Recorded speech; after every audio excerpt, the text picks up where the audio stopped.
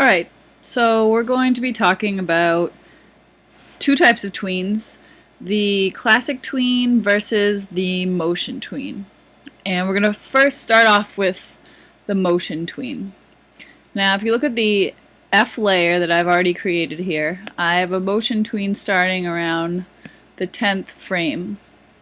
If you notice we have a keyframe and then these little diamonds, which are actually called property frames within a motion tween. And the property frames indicate where you've actually took the time to create something new. So you can create a new property frame at any time in a motion tween, whether it be probably a change of angle. Within the motion tween, you can also just select the actual motion and edit it using the sub-selection tool.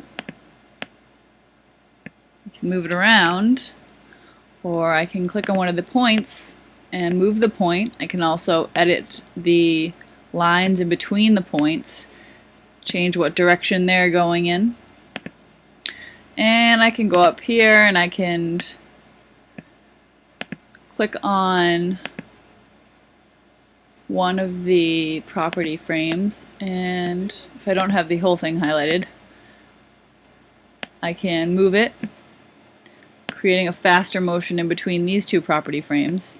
I can also move the property frames closer together using my selection tool, and we'll just zoom in there, and if I have it grabbed, can move it closer together and then restructure the motion in between those two frames. So the motion tween works. Basically you have to think you want to use a motion tween and create the space for the motion tween using a keyframe as your base. Alright, now I'm going to make a new layer, and in the new layer we're going to create a classic tween. And the classic tween, what I'm going to do is first we'll get rid of the layer with the motion tween so we can't see it. And you see I have a blank keyframe. I'm going to drag an instance of my movie clip F onto the stage, and you see that gives me a full keyframe now because I just put some information in that frame, the movie clip. And I'm going to grab another instance. Actually, I'm not going to grab another instance of F. I'm just going to shift this instance of F. I'm going to insert a frame. Insert a keyframe. And I'm going to move F down. So if I go over it right now, it doesn't create movement in between the two keyframes. If I want to create movement, I can create a classic tween.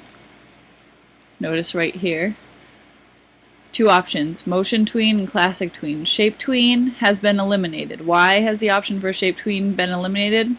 Because I'm using a movie clip. And you can't alter the shape of a movie clip. So I'm going to create a classic tween. What the classic tween does is create the link between the two keyframes that I've already created.